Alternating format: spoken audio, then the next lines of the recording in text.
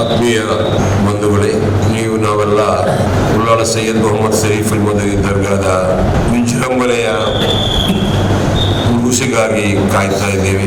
ಅದೇ ರೀತಿ ಆಡಳಿತ ಸಮಿತಿ ಕೂಡ ಸರ್ವ ತಯಾರಿಯನ್ನು ಭರದಿಂದ ನಡೆಸುತ್ತಿದ್ದು ನಾವೆಲ್ಲ ಗಮನಿಸುತ್ತಿದ್ದೀರಿ.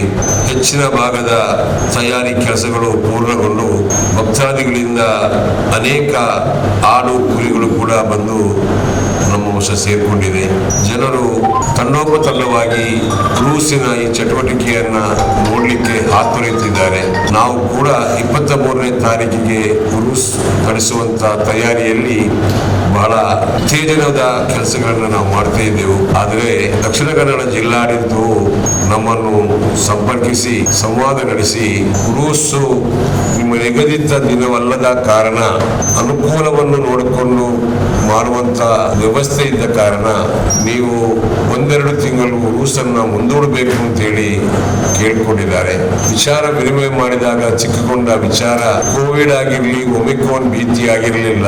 ರಾಜ್ಯ ಮಟ್ಟದ ಗಡಿ ಪ್ರದೇಶವನ್ನು ಕರ್ನಾಟಕ ಸರ್ಕಾರ ಸಂಪೂರ್ಣವಾಗಿ RT-PCR ಕಡ್ಡಾಯಗೊಳಿಸುವುದರಿಂದ ಭಕ್ತಾದಿಗಳ ಆಗಮನಕ್ಕೆ ತೊಂದರೆ ಆಗ್ತದೆ ಎಂಬ ವಿಷಯವನ್ನು ಅರಿತಂತ ಜಿಲ್ಲಾಧಿಕಾರಿಯವರು 2 ತಿಂಗಳ ಮಟ್ಟಿಗೆ ಉರುಸನ್ನ ಮುಂದೂಡಬೇಕು ಅಂತ ಕೇಳಿಕೊಂಡಿದ್ದಾರೆ.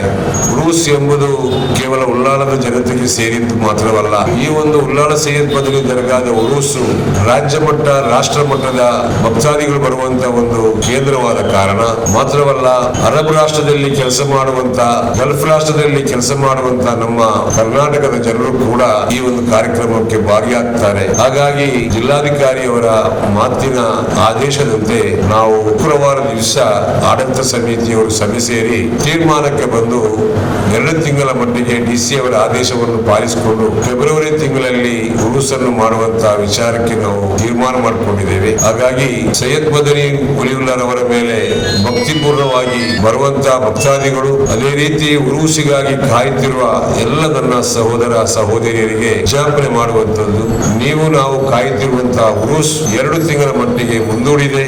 ನಿಮ್ಮೆಲ್ಲರ ಸಹಕಾರವನ್ನು ಕೂಡ 2 ತಿಂಗಳ ನಂತರದ ಉರುಸಿನಲ್ಲಿ ತಾವುಗಳು ನೀಡಬೇಕು ಅಂತ ಹೇಳಿಕೊಂಡು ಫೆಬ್ರವರಿಯಲ್ಲಿ ನಡೆಯುವಂತ ಉರುಸಿಗಾಗಿ ನೀವು ತಯಾರಾಗಿ ನಮ್ಮೊಂದಿಗೆ ಸಹಕರಿಸಿ ಅಂತ ಹೇಳಿಕೊಂಡು ಡಿಸೆಂಬರ್ 23ರಿಂದ ನಡೆಯುವ ಜನವರಿ 16ರವರೆಗೆ ನಡೆಯುವಂತಹ ಈ ಉರುಸ್ 2 ತಿಂಗಳ ಕಾಲಕ್ಕೆ ಮುಂದೂಡಲಾಗಿದೆ ಅಂತ ಹೇಳಿ ಅಧಿಕೃತವಾದಂತಹ ಘೋಷಣೆಯನ್ನು ನಾನು ಈ ಮೂಲಕ ಮಾಡ್ತಾ ಇದ್ದೇನೆ. ಇನ್ನು ಮುಂದೆ ಕೂಡ ನಿಮ್ಮೆಲ್ಲರ ಸಹಕಾರ, ಸಹಭಾಗಿತ್ವವನ್ನು ನಾನು ನಿರೀಕ್ಷಿಸ್ತಾ ಇದ್ದೇನೆ.